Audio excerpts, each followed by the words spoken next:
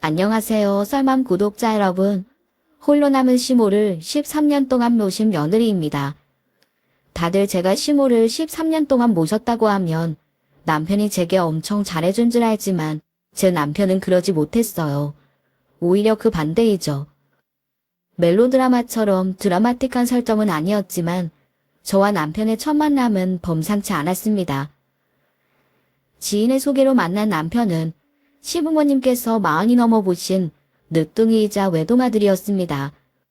그런 반면 저는 부모의 존재조차 모르고 키워진 고아였거든요.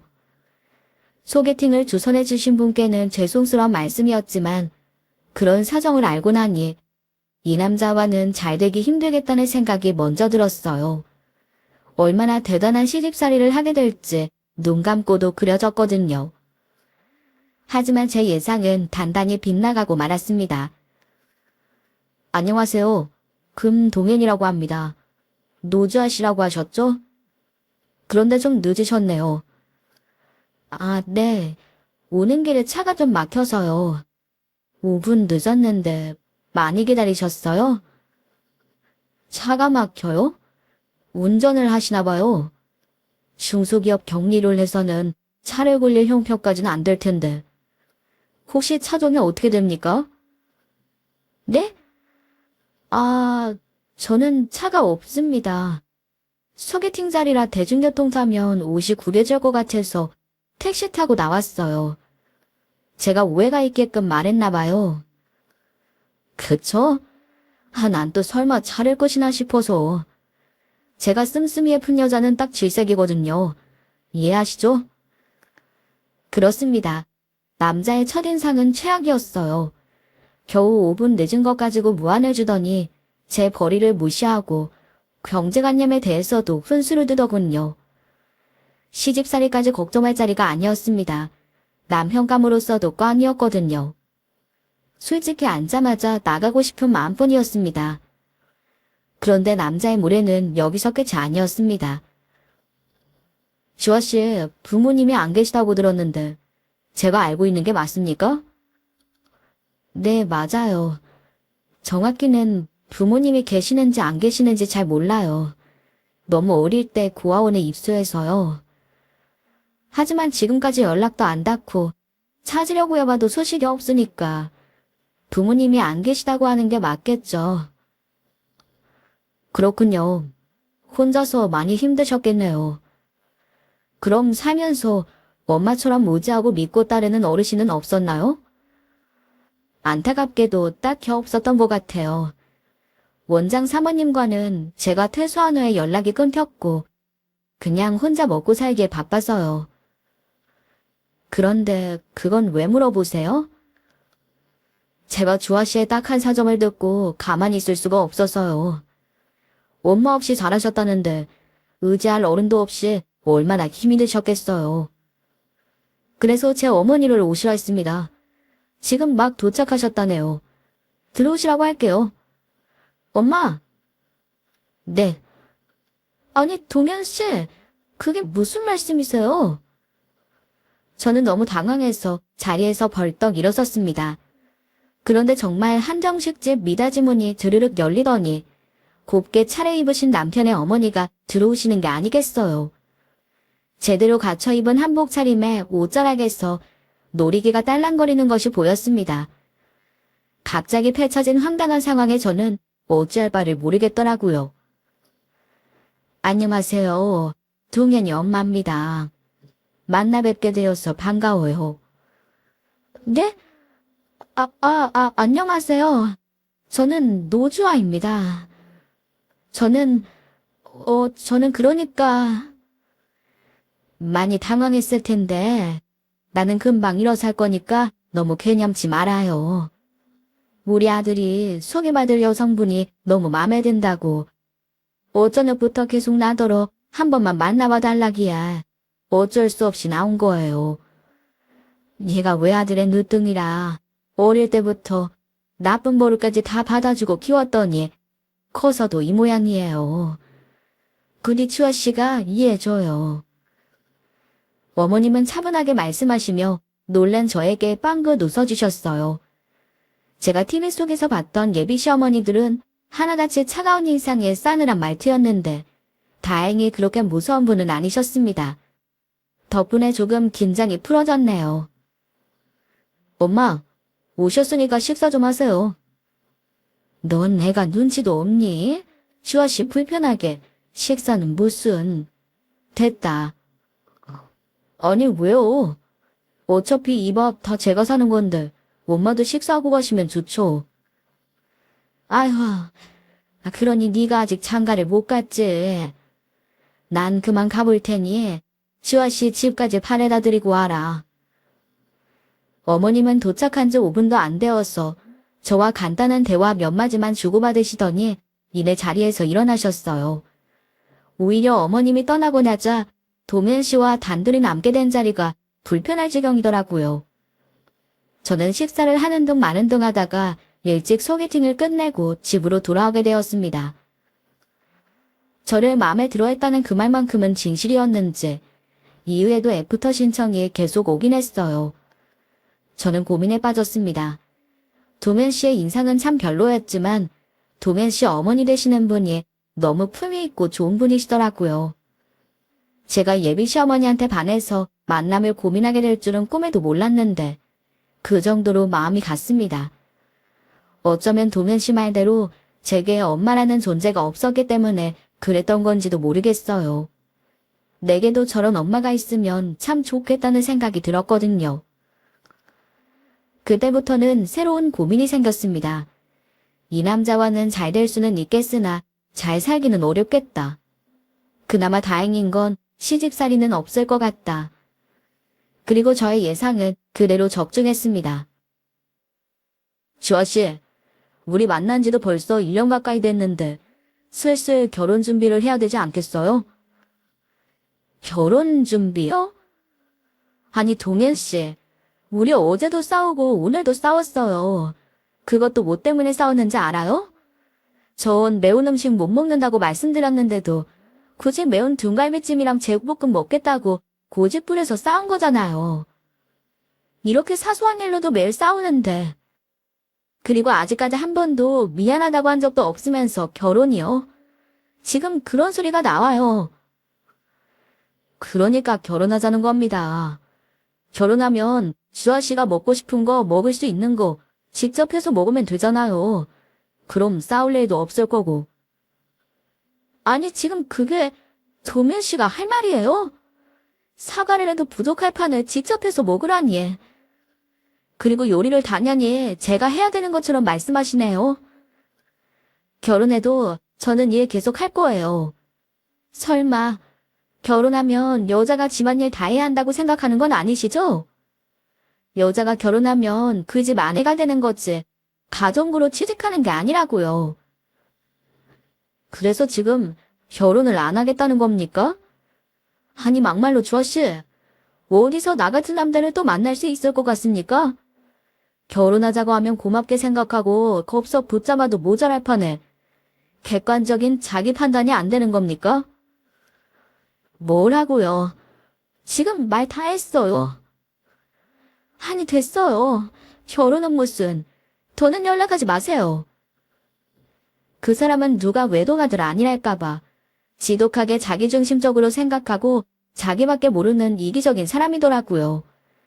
데이트를 할 때도 자기가 가고 싶은 곳, 자기가 먹고 싶은 곳, 선물을 고를 때도 자기 눈에 좋은 곳, 자기가 보기에 가격이 적당한 것만 선택하려는 경향이 있었습니다.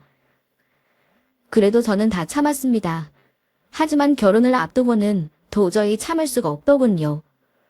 근사한 프로포즈를 해도 마땅찮을 판에 결혼하자는 말을 고맙게 여기고 수락하라니. 어떻게 사람을 무시해도 이렇게까지 무시할 수가 있는 건지. 저는 그만 폭발해버리고 말았어요. 한동안 연락이 와도 받지 않고 무시했더니 그 사람이 결국 회사 앞까지 찾아왔더라고요. 그리고 처음 보는 모습으로 제게 사정사정하며 빌기 시작했습니다. 주아씨, 제가 잘못 생각했습니다. 마음 상했다면 이렇게 사과할게요. 그러니까 한 번만 다시 생각해주면 안 되겠습니까? 별일이네요. 도매 씨가 사발을 다하고. 솔직히 말해봐요. 어머님이 시켜서 이러는 거죠? 도매 씨 진심 아닌 거 다 알아요. 이제껏 만나면서 단 한 번도 미안하단 말 같은 거 해본 적도 없잖아요. 제가 그랬습니까? 그렇다면 그 정도 정말 미안합니다. 저는 주아 씨 정말 좋아합니다. 처음부터 결혼할 생각으로 만났고요. 그런데 표현에 있어 미숙한 점이 있어 상처를 드렸다면 제 잘못이 맞습니다. 그러니까 부디 화 풀고 제 마음 받아주십시오.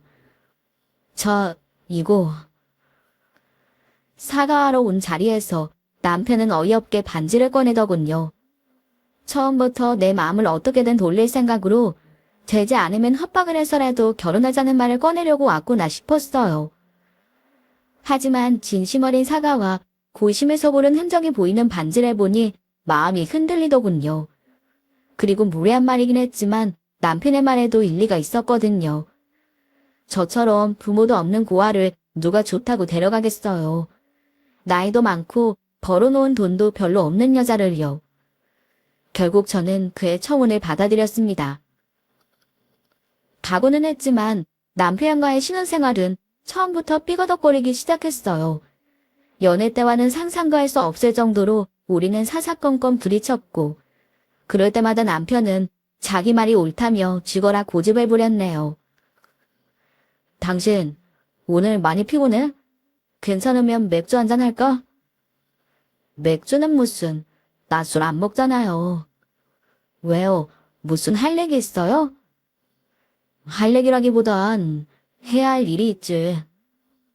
할 일이요? 당신이랑 나랑요? 그게 뭔데요? 아, 무슨 여자가 이렇게 눈치가 없어. 하여튼 이래서 여우랑은 살아도 곰이랑은 못 산다 그러지. 아, 우리 부부 아냐? 부부면 부부 사이에 일을 해야 할 거 아냐. 난 또 뭐라고? 당신은 양심이 있어요? 당신 같으면 당신 같은 남편이랑 그럴 생각이 나겠어요? 매일 싸우고 구박받고 하루하루가 전쟁인데. 아, 싫어요. 나라고 뭐 좋아서 그러는 줄 알아? 내가 우리 집 독자인 거 잊었어? 하루라도 빨리 애로 낳아서 대를 이어야 할 거 아냐. 아버지도 연로하신데 살아계실 때 손주 안겨드려야지. 아니, 시부모님도 아무 말씀 안 하시는 걸 왜 당신이 걱정이에요?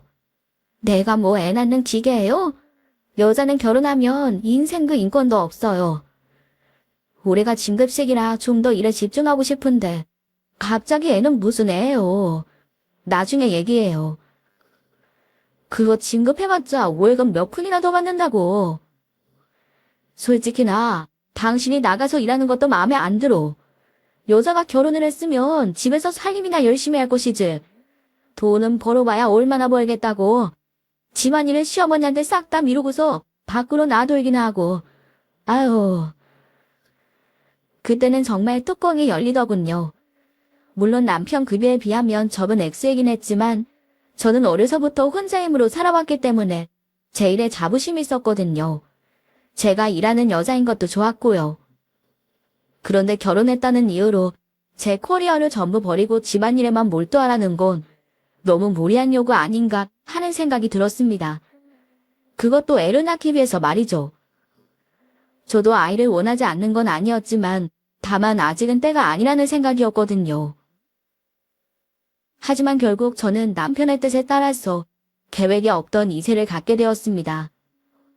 임신한 후에도 저는 계속 직장에 다녔어요. 임산부가 그러면 안 된다. 노산이라 위험하다. 집에 누워서 퇴근나 해라. 남편의 잔소리가 끊이지 않았지만 듣고 흘려보냈습니다. 그렇게 잔소리할 시간에 밥이라도 한 끼 자기 손으로 챙겨 먹었으면 좋았을 텐데 말이에요. 임신 기간 동안 제게 정말 도움을 준 건 시어머니였습니다. 집안일은 손끝 하나 대지 말라면서 어머니께서 전부 다 해주셨거든요. 정작 남편은 제가 임신한 후 집에 일찍 들어오기는커녕 귀가 시간이 늦어지고 연락도 잘 되지 않았습니다. 앞으로 아빠가 될 거라 책임감을 느끼고 일을 열심히 하느라 그렇게 되었다고는 하는데 그 사람 말을 믿을 수가 있어야죠. 긴가민가 하던 중 저는 휴일날 골아떨어진 남편의 휴대폰 속에서 수상한 메시지를 발견하고 말았습니다. 우리 금쪽이 주말인데 뭐해? 금쪽이 못 보니까 너무 심심하다. 금쪽이? 저는 심상치 않은 느낌에 스크롤을 올려 지난 대화 내역도 살펴보게 되었어요. 어이없게도 메시지 발신인 이름이 와이프로 저장되어 있더군요. 대화 내용은 실로 가관이었습니다. 오늘 셔츠 멋지던데 와이프가 골라준 거야? 역시 일하는 여자라 센스가 있네. 일하는 여자는 무슨... 샤시 회사 격리라고 어디 가서 말도 못한다. 창피해서. 그래도 와이프가 일하면 우리 금쪽이 부담이 덜할 거 아니야. 그래서 나한테 그렇게 비싼 선물 사주는 건가? 비싸기는 그거 목걸이 몇 푼이나 한다고. 그 옆에 있던 것도 잘 어울리던데 다음번엔 그걸로 해. 내가 사줄게. 내 것만 자꾸 사주지 말고 와이프도 좀 챙겨.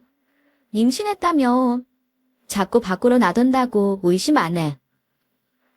자기가 의심해봤자 뭐 어쩔 거야. 직장 동료 만나서 일한다는데. 그리고 그 여자는 그렇게 비싼 물건 안 어울려. 사줘봐야 돈만 아깝지. 태생이 천해서 그런가? 그런 건 어쩔 수가 없는 건가 봐. 아 맞다. 고아원 출신이랬지? 그런 여자랑 왜 결혼했어? 다 알면서 만났다며? 가성비가 좋잖냐. 그래도 이젠 지겹다. 지 주제도 모르고 매사 대들기나 하고 영 고분고분한 맛이 없어. 대화 내용을 전부 확인하고 나자 온몸이 부들부들 떨렸습니다. 스트레스 때문에 배가 단단하게 뭉치는 게 느껴졌어요. 저는 남편의 휴대폰 메시지 내용을 전부 캡처를 해 제게 전송한 뒤 휴대폰을 되돌려 놓았습니다. 그날 밤은 정말 잠이 안 오더라고요. 다음날 저는 일찍 회사로 출근을 해 믿을 만한 동료에게 조언을 구했어요. 제 이야기라고는 하지 않고 아는 사람 이야기라 둘러대면서 말이죠. 동료는 제 이야기를 차분히 다 듣더니 혀를 차며 말하더군요. 더 들을 것도 없네. 그거 오피스 와이프 아니야? 오피스 와이프. 그게 뭐예요? 말 그대로 회사에서 와이프 행세하는 사람 말하는 거죠 뭐. 원래는 회사 동료 중에서 손발이 잘 맞고 서로 콩짝이 잘 맞는 사람을 찰떡궁합이자 해서 그렇게 불렀었는데 요즘은 의미가 변질돼서 그냥 사내 불륜 상대를 그렇게 부르는가 보더라고요.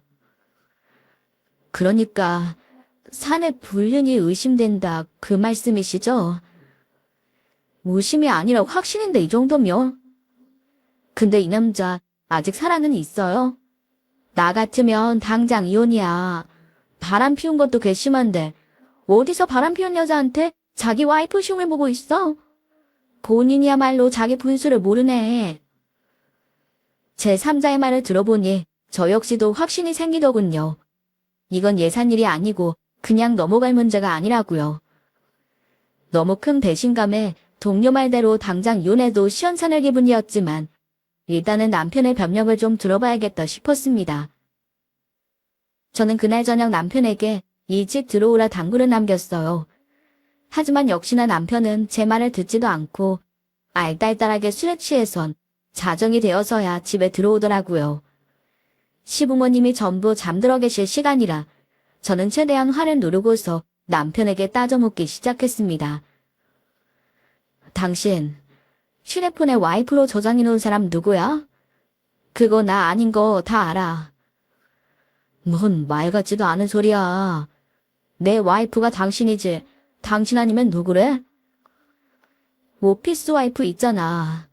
둘이서 주고받은 대화 내용 이미 다 봤어. 그 여자 이름이 뭐야? 내가 회사에 가서 좀 만나봐야겠어. 도대체 뭐하는 여자기에 남의 남자한테 금쪽아 하면서 그렇게 뻔뻔하게 굴어. 당신 나 몰래 내 휴대폰 본 거야? 지금 그걸 자랑이라고 말하고 있는 거냐고. 지금 그게 문제야. 그게 그렇게 중요해. 당신은 항상 이런 식이지. 당신이 뭘 잘못했는지는 하나도 신경 안 쓰고 그저 남의 허물 남의 탓, 뭐든 남이 잘못했다는 식으로 몰아가잖아. 임신한 아내를 두고 바람을 펴. 그게 잘못된 행동이라는 인식은 있는 거야. 하, 그래. 말이 나온 김에 나도 한마디 하자. 평소에도 내가 좀 건드릴라 치면 자기가 뭐라도 되는 것처럼 고고하게 굴더니 애 가지고 나니까 또 애 가졌다고 싫다고 난리에. 네가 뭔데? 네가 뭘 그렇게 잘났니? 아무것도 아닌 걸 데려다 먹여주고 재워주고 같이 살아줬으면 감사한 줄 알고 남편 밑에 발발 기어도 모자랄 판에. 뭐라고? 당신 정말 날 무시해도 이렇게 무시할 수가 있어? 애초에 날 사람으로 보지도 않았구나. 그런 나랑 왜 결혼한 거야? 아, 가성비가 좋아서? 그게 사람이 할 말이니? 사람이 할 말이야. 에이씨, 이걸 그냥 확. 어우, 열받아. 이놈의 집고서 내가 나가고 말지, 나가고 말아. 남편은 저를 때리려는 듯 손을 올렸다가 제가 배를 감싸 안고 주저앉으니 스르륵 손을 내리더군요. 그리고 간단한 소지품을 챙겨 집 밖으로 나가버렸습니다. 저는 주저앉은 채 한참을 울었어요. 그렇게 30분쯤 울고 있으니 갑자기 배가 너무 아파오더라고요. 이상한 느낌에 확인해보니 양수가 터져 있었습니다. 어머니, 어머니 도와주세요. 저 양수가 터졌어요. 아이고, 이 밤에 이게 무슨 일이냐. 동현이는 어딜 가고? 모르겠어요, 어머니. 택시 좀 불러주세요. 빨리요. 저는 부랴부랴 시어머니와 함께 병원으로 향했어요. 그리고 12시간의 진통 끝에 건강한 공주님을 출산했습니다. 태어난 아이를 가장 먼저 본 것도 시어머니였습니다. 시부모님이 남편에게 급히 연락을 했지만 남편은 어딜 갔는지 전화도 받지 않고 병원에 코빼기도 비추지 않더군요. 아무리 그래도 자기 자식이 태어났다는데 어떻게 그럴 수가 있는 건지. 저는 남편에게 인간적으로 크게 실망했어요. 병원에 있는 동안에도 다른 산모들은 남편이 옆에 와서 먹고 자고 하면서 산모의 회복을 돕던데 저는 그걸 전부 혼자 힘으로 해내야 했습니다. 다른 산모들이 오로지 회복에 힘쓰는 동안 저는 지친 몸과 마음으로 이혼에 대해 고민해야 했네요.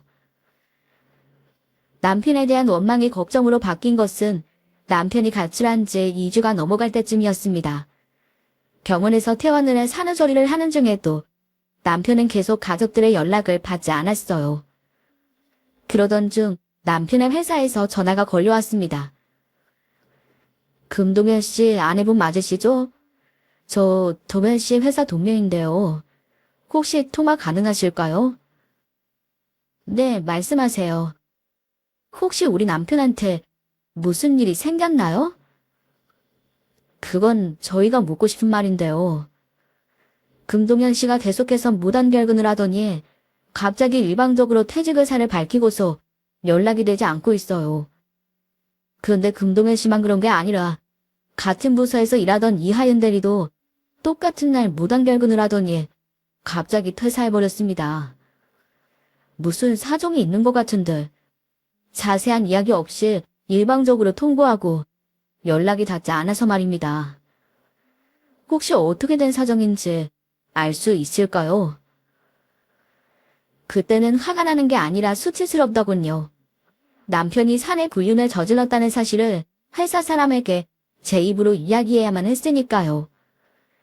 하지만 수치심보다 크게 든 감정은 혹시나 남편에게 무슨 일이 생기지는 않았을까 하는 염려와 걱정이었어요. 좀 이기적이긴 해도 책임감 없이 막무가내로 행동하는 사람은 아닌데 가출 후에 연락도 안 되고 회사도 그만두고 혹시나 나쁜 일에 휘말린 건 아닌지 걱정되더라고요. 그제야 우리는 부랴부랴 경찰에 실종 신고를 하고 남편을 찾기 위해 갖은 노력을 다했습니다. 그렇게 한 달이 지난 후였어요. 발신자 표시 제안으로 전화가 한 통 걸려왔습니다. 나야. 부모님 놀라시니까 소리내지 말고 듣기만 해. 난 잘 지내고 있어. 당신이랑은 도저히 같이 못 살겠어서 나온 거야. 그러니까 당신도 딴 남자 만나고 싶으면 그렇게 해.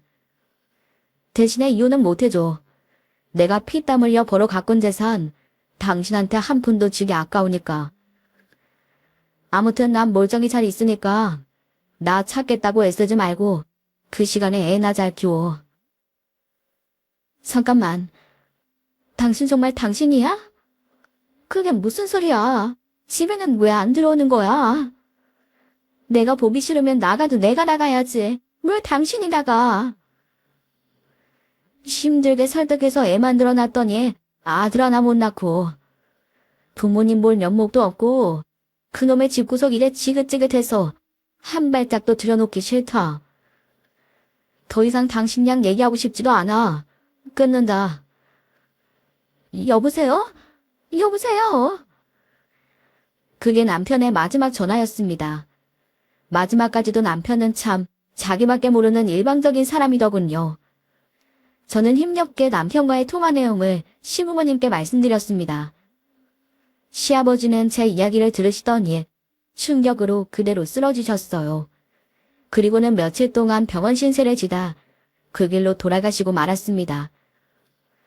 시아버지가 갑작스럽게 돌아가시자 시어머니도 큰 충격을 받으셨어요.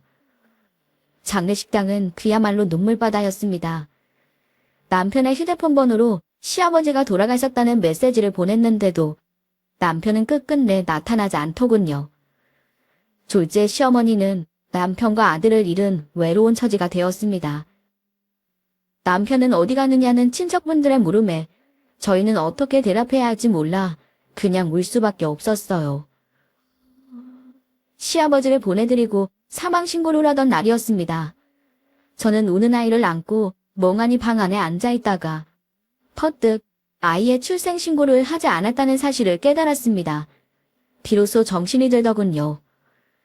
아무리 힘들고 어려운 상황이더라도 나는 이제 엄마인데 정신 차리지 않으면 아이를 지킬 수 없겠다는 생각이 든 거예요.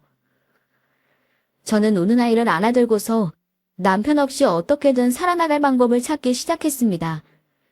회사에 출산휴가를 언제까지 쓸 수 있는지 알아보고 법률구조공단에 문의도 넣었어요. 그리고 가장 중요한 아이의 이름도 지었습니다. 아이의 이름은 설이로 지었어요. 아이가 태어나던 날 눈이 내렸거든요. 아이의 출생신고까지 마치고 나니 마지막 관문 하나만 남아있더라고요. 그건 바로 시어머니와의 대화였습니다. 어머니, 잠깐 들어가도 괜찮을까요? 드릴 말씀이 있어서요. 그래, 들어오렴. 아이고 참, 내 정신 좀 봐라. 애 젖병 소독해야 하는데 그걸 깜빡했네. 아니에요, 어머니. 그건 제가 하면 돼요. 저 다름이 아니라 동현 씨와의 일도 그렇고 이런저런 드릴 말씀이 있어서요. 제가 알아봤는데 동현 씨 지금 필리핀에 가 있다는 것 같아요. 아는 지인이 마지막으로 들은 말이 거기 가서 사업을 하겠다고 했다나 봐요. 마음 같아선 당장 쫓아가서 끌고 오고 싶은데 설이도 있고 어머님도 모셔야 하니 그럴 수는 없을 것 같네요. 알아보니까 남편이 가출한 상태여도 공시송달로 이혼소장을 발송하면 이혼을 할 수 있다고는 해요. 이혼을 해야 한부모 가정 혜택을 받을 수 있어서 마음이 좋진 않지만 이혼하는 게 최선일 것 같아요. 어머님께는 너무 죄송스러운 말씀이지만 남편이 저한테서 완전히 마음이 떠나서 가출까지 했는데 제가 이 집에 붙어있는 것도 너무 죄송스러운 일이고요. 남편이 설이가 딸이라서 정도 안 주는 것 같으니 아이는 제가 키울게요. 네 생각이 그렇다면 어쩔 수 없지. 그런데 당장 이혼하면 애 데리고 어디 가서 살려고 그러니? 딱히 갈 곳도 없잖니. 그렇긴 한데 그동안 모아둔 돈이랑 이것저것 끌어오면 반지하 정도는 들어갈 수 있을 것 같아요. 갓난애를 어떻게 반지하에서 키우니? 멀쩡한 집 놔두고 왜 그런 생각을 해? 우리 둘 다 팔자가 기고해서 갑작스레 남편을 잃은 거나 마찬가지인데 이것도 인연이다 생각하고 같이 살면 안 되겠니? 살다가 좋은 남자 나타나면 그때 이혼하고 가도 되지 않니? 그때는 나도 말리지 않으마. 시어머니 말씀에 마음이 무너져 내렸습니다. 아이를 위해서 독하게 생각하고 행동하자 마음먹었지만 한편으론 너무 불안하고 무섭기도 했거든요. 그런 제 마음을 아시고 같이 살자 말씀해주신 시어머니가 얼마나 고맙던지요.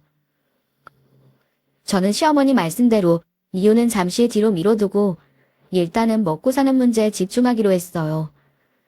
그 뒤로 저는 직장에 복직을 해 열심히 돈을 벌었습니다. 퇴근 시간이 되면 발바닥에 불이 나게 달려와서 아이를 돌봤고요. 제가 일을 하는 동안은 시어머니께서 아이를 봐주셨습니다. 그렇게 바쁘게 살다 보니 어느덧 13년이라는 시간이 흘렀어요. 그리고 머나먼 필리핀에서 한동안 잊고 있던 남편의 소식이 날아들었습니다. 어머니, 저 드릴 말씀이 있어요. 필리핀 한인회에서 날아온 소식인데요. 동현 씨 그 사람 얼마 전에 그곳에서 눈을 감았대요. 뭐야? 우리 동현이가? 아이고, 아직 젊은 나이인데 어쩌다가. 아이고 내 새끼, 아이고. 그래도 사업이 잘 돼서 잘 살다가 편하게 눈 감았대요, 어머니. 마음 아프시겠지만 너무 걱정하지 마세요. 그곳에서 장례도 다 잘 치렀대요. 어머님께는 그렇게 말했지만 사실은 전부 거짓말이었습니다. 남편은 오피스 와이프와 필리핀으로 도주한 뒤 그곳에서 불법 체류자 신분으로 어렵게 살다가 총에 맞아 죽은 모양이더군요. 남편과 바람을 피운 그 여자도 필리핀에서의 생활이 녹록지 않자 얼마 못 버티고 남편을 버리고 도망간 모양이고요. 자업자득이었지만 어머님에게만은 그렇게 말을 할 수가 없더군요. 남편의 사망 소식을 듣게 된 후 한국에서도 남편의 사망 신고 처리가 이루어졌습니다. 저희는 이혼한 상태가 아니었기 때문에 남편의 모든 재산을 저와 서리가 상속받게 되었어요.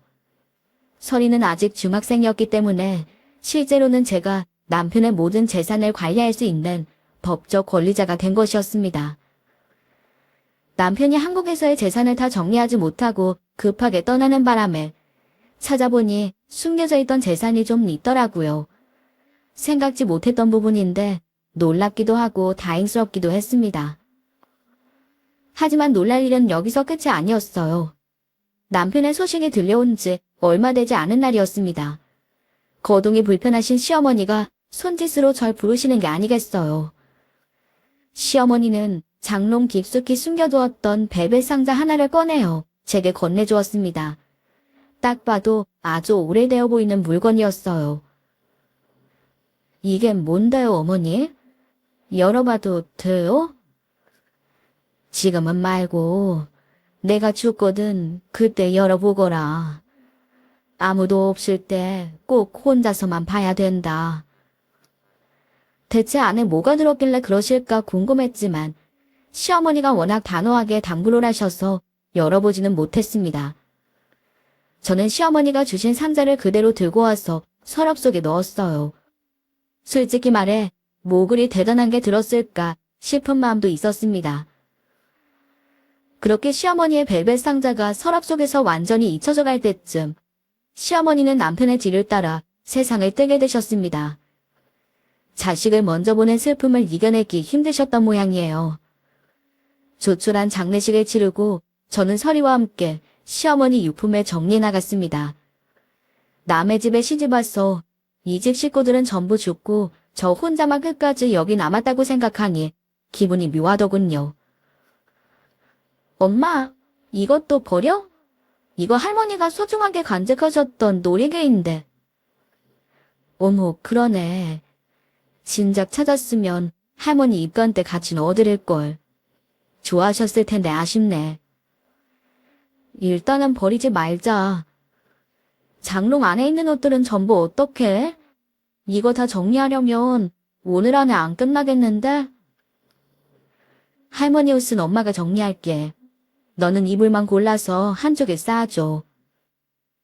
시어머님 속옷을 먼저 정리해야겠다는 생각에 장롱 서랍을 열었는데 퍼뜩 예전에 시어머니가 주셨던 베베 상자가 떠오르더군요. 안에 뭐가 들었더라 생각하다 보니 열어보지도 못했던 게 기억나더라고요.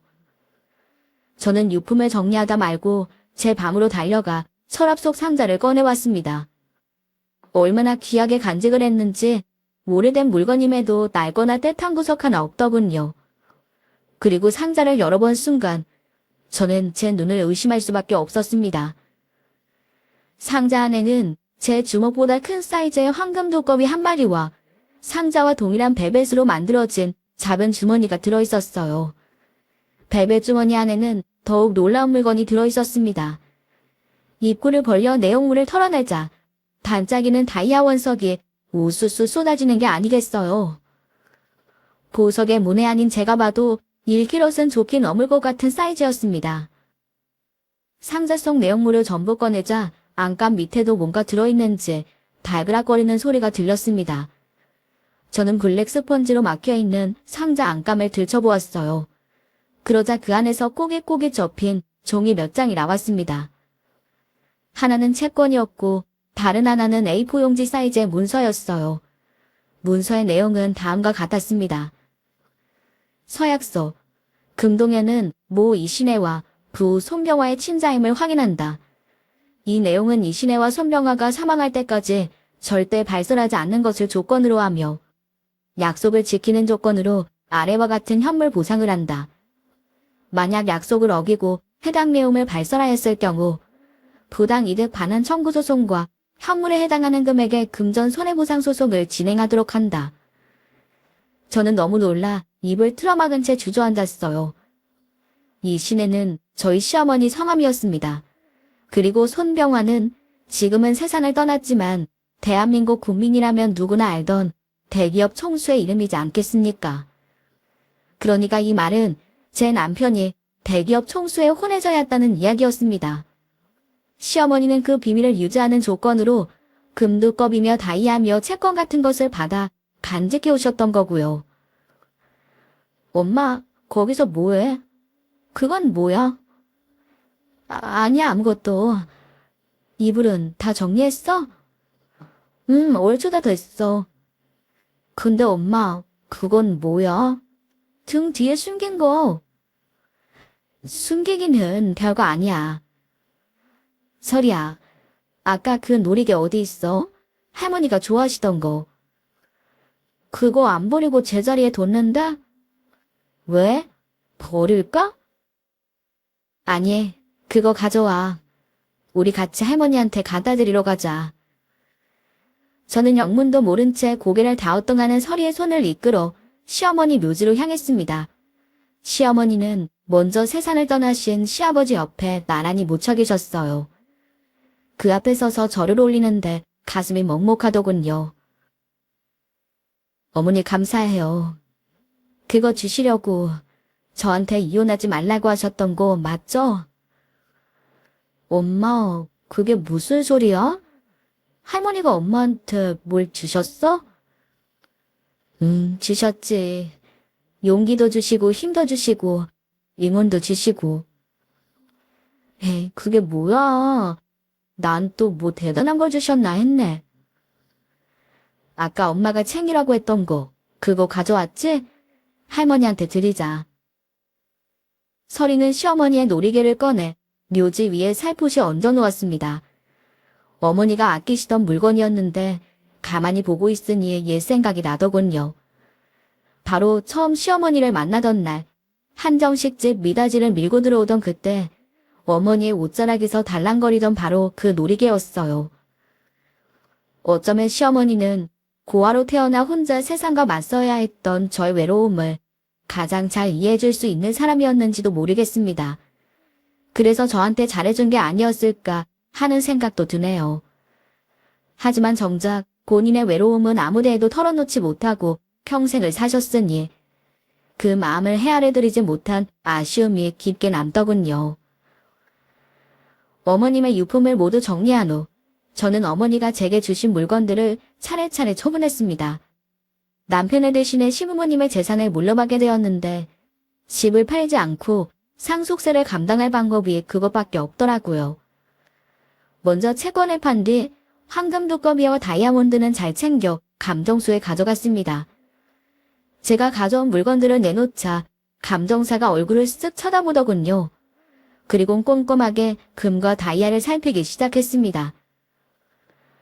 이거 어디서 나셨어요? 어머니가 주신 물건이에요. 돌아가실 때 제게 물려주고 가셨어요. 그래요? 이거 예사 물건이 아닌데? 다이아는 CIA 감정서도 있네요. 그럼 좋은 건가요? 팔면 얼마나 나올까요? 2.25캐럿의 T컬러 IF 등급 3XNON이면 거의 최상위 등급의 다이아라고 보시면 될 겁니다. 못해도 지금 팔면 1억은 나올 거예요. 1억이요? 금두껍이랑 다이아랑 다 해서요? 아니요. 다이아 한 개당 1억 정도 할 겁니다. 감정사의 말에 저는 입을 다물지 못했습니다. 벨벳 주머니 안에는 똑같은 모양의 다이아들이 10개도 넘게 들어있었거든요. 제가 말을 잇지 못하자 감정사는 안경을 벗더니 진지한 얼굴로 제게 말하더군요. 웬만하면 지금 파시는 걸 추천해드립니다. 값은 저희가 잘 쳐드릴게요. 지금이요? 아니 왜요? 금 같은 건 가지고 있으면 값이 오르지 않나요? 금이야 그런데 다이아는 사정이 좀 다릅니다. 요즘은 사람들이 천연 다이아몬드보다 랩그로운이라고 하는 합성 다이아몬드를 많이 찾기 때문이에요. 겉으로 보기엔 큰 차이가 없는데 합성 다이아몬드는 천연 다이아몬드 가격의 10분의 1 정도밖에 안 하거든요. 그러다 보니 점점 천연 다이아보다 합성 다이아몬드 찾는 사람이 늘어나서 결국 천연 다이아 가격은 떨어지게 될 겁니다. 이미 많이 떨어진 상태이기도 하고요. 지금 파셔야 가장 비싸게 파실 수 있을 거예요. 감정사의 말에 저는 조금 주저했습니다. 가격만 알아보려 했지 이렇게 바로 팔 생각은 없었거든요.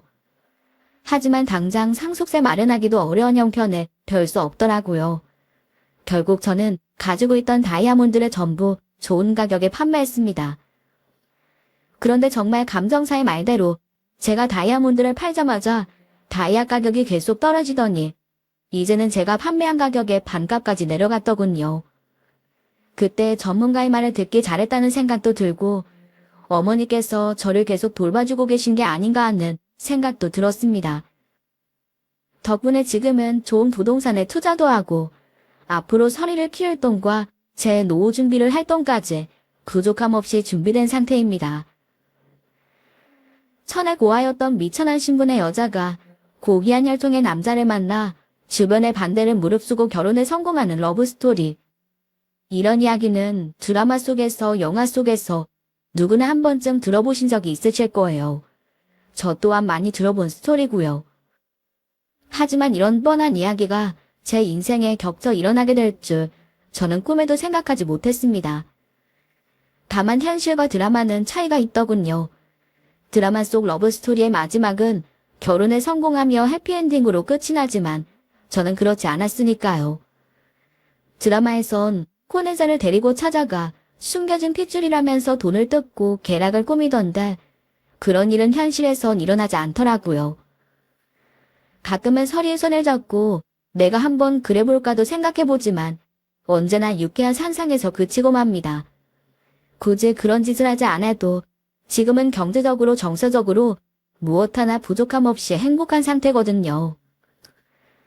저는 시어머니가 남겨주신 이 비밀을 세상 사람들 아무도 모르게 끝까지 혼자서만 간직해보려 합니다. 오늘 제가 들려드릴 이야기는 여기까지입니다. 이야기 들어주셔서 감사합니다.